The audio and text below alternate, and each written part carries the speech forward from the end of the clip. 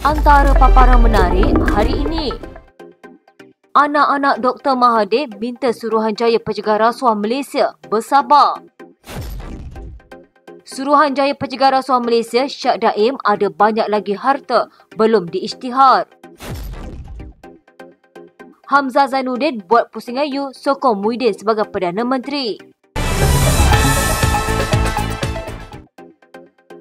Anak-anak bekas Perdana Menteri Tun Dr. Mahathir Mohamad meminta Suruhanjaya Pencegah Rasuah Malaysia agar bersabar sementara mereka mengumpul maklumat untuk tempoh 43 tahun. Mokzani dan Mirzan menganggap usaha tersebut sebagai sesuatu yang sukar dilakukan dan mereka menyatakan ini sebagai respon kepada Ketua Pesuruhjaya SPRM Azam Baki. Sebelum ini, Azam Baki mendedahkan bahawa kedua-dua mereka masih belum menyerahkan pengisytiharan aset. Mokzani dan Mirzan menegaskan bahawa SPRM telah memberi mereka 30 hari untuk mematuhi permintaan itu. Katanya SPRM telah meminta senarai aset sejak 1981, tahun ketika bapa kami, Tun Dr. Mahathir Mohamad, menjadi Perdana Menteri. Kami sedang menyusun maklumat yang ada dan melibatkan pihak yang berkaitan untuk membantu dan menasihati kami mengenai proses itu. Kedua-dua adik-beradik itu berkata untuk mengelakkan sebarang masalah, nyata atau prasangka, adalah wajar bagi semua pihak untuk cermat ketika mengulas kes ini. Katanya lebih-lebih lagi apabila kami tidak dimaklumkan mengenai siasatan secara spesifik selain ia berkaitan dengan bapa kami. Tugas di tangan untuk mengumpul maklumat selama 43 tahun adalah usaha yang mustahil dan kami meminta kesabaran dan perfahaman untuk memenuhi permintaan SPRM. Pada Selasa, Azam mengingatkan kedua-dua mereka boleh menghadapi tindakan undang-undang jika gagal mengisytiharkan harta seperti diminta. Dia berkata notis di bawah Seksyen 36 Akta SPRM telah dihantar kepada mereka tetapi tiada maklum balas diterima.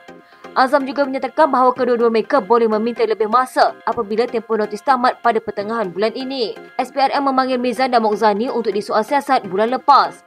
Seksyen 36 Akta SPRM menghendaki penerima mematuhi sebarang notis yang dikeluarkan oleh Suruhanjaya itu. Kegagalan untuk mematuhi notis itu boleh dihukum penjara sehingga 5 tahun dan denda sehingga RM100,000.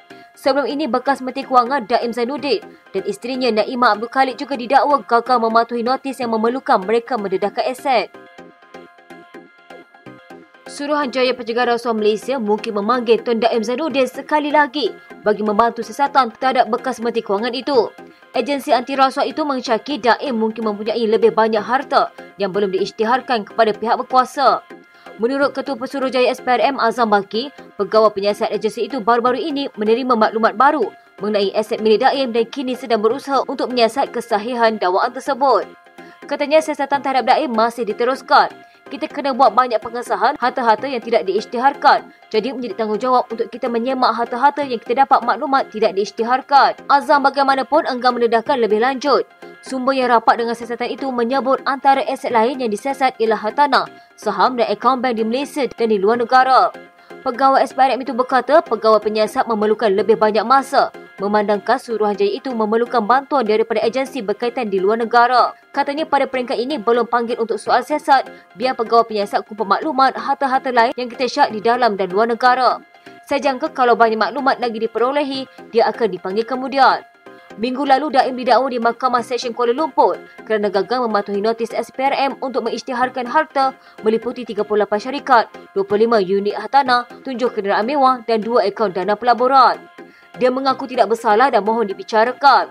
Selain itu, SPRM berkata mereka juga meneruskan siasatan lain terhadap jutawan itu atas dakwaan rasuah dan pengubahan wang haram. Setiausaha Agung Perikatan Nasional Datuk Seri Hamzah Zainuddin mempersoalkan dakwaan pihak luar yang menamakan pemimpin lain sebagai calon Perdana Menteri bagi Perikatan Nasional selain daripada pengurusinya Tan Sri Muhyiddin Yassin. Dia menjawab soalan mengenai dakwaan sesetengah pihak bahawa PN mempunyai calon lain sebagai Perdana Menteri seperti Menteri Besar Terengganu Ahmad Samsudin Mokhtar dan juga termasuk dirinya. Hamzah turut menafikan wujudnya situasi tidak gembira dalam kalangan ahli parti dalam gabungan itu berhubung isu calon Perdana Menteri pembangkang. Dia menegaskan tidak adil untuk mengatakan Muhyiddin tidak layak sebagai calon kerana Ahli Parlimen Pagut itu meletak jawatan sebagai Perdana Menteri setelah Ahli Parlimen Barisan Nasional menarik sokongan. Tan Sri Muhyiddin is my president. There's nothing wrong for him. He was Prime Minister. And he came down just because a group of people from UMNO or Barisan Nasional withdraw their support to him. Is that fair to say that he stepped down? No. He still got a chance. There's nothing wrong for us to promote him again as a Prime Minister?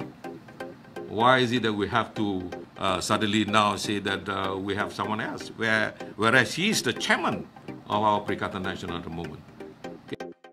Tambah ahli Parlimen Larut itu, PN akan mengumumkan calon Perdana Menteri mereka sekiranya gabungan itu berjaya menawan Putrajaya.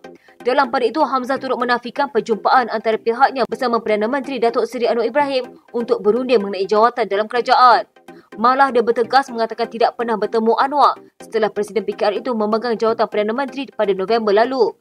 Dia turut menafikan dakwaan bahawa ada pemimpin besar tu lain yang berjumpa Anwar bagi tujuan sama. Fake ke? Yang orang kata saya itu fake. Saya nak maklumkan, saya tak pernah berjumpa Anwar Ibrahim semenjak dia jadi